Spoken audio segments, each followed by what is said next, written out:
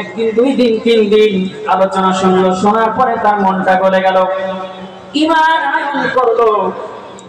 খ্রিস্টান পাদ্রীর কথা অনুযায়ী আল্লাহর উপরে বিশ্বাস স্থাপন করলো। বিশ্বাস স্থাপন করার পরে চিন্তা করলো, আমার জালেম খোদাই ঠিক না এই খবর হয়ে গেছে। এই ঘটনার পরে পরিপূর্ণভাবে ঈমান আনয়ন করলো এই যুবক। আনয়ন করে এইবার আল্লাহর গোলামি করলো।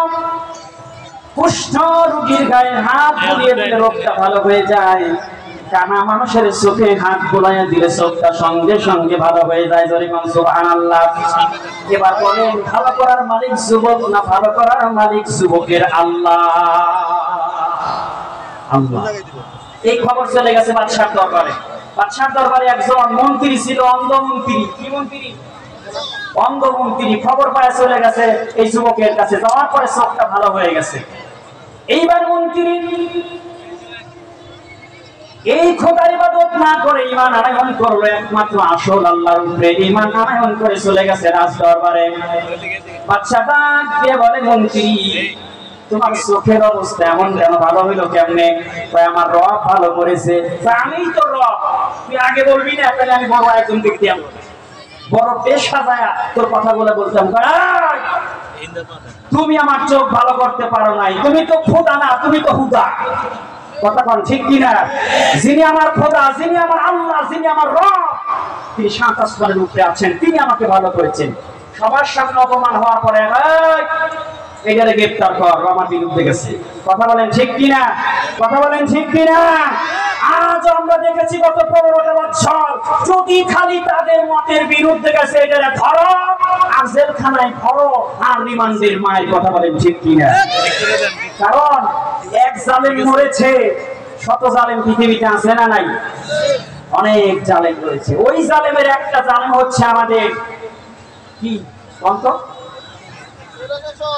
স্বৈরা শাসক হাসিনা। কি নাম বললাম?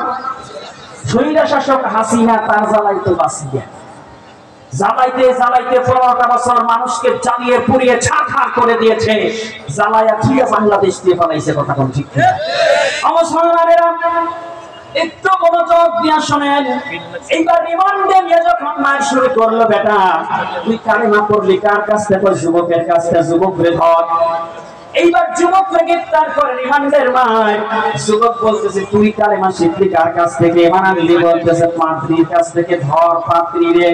এইবার 3 জনকে নিয়ে যখন জেলখানায় ঢুকিয়ে দিলেন, দেওয়ার পরে তাদের বিরুদ্ধে একটা ট্রাইব্যুনাল গঠন করলো, কেমনে ওদের মারা যায়।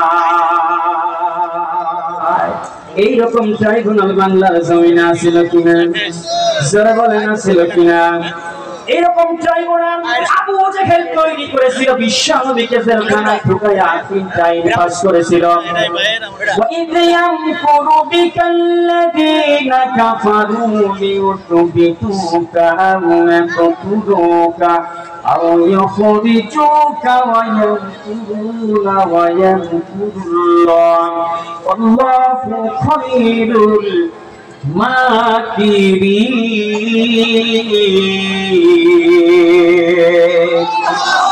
আরেকটু জোরে বলেন আল্লাহু আকবার।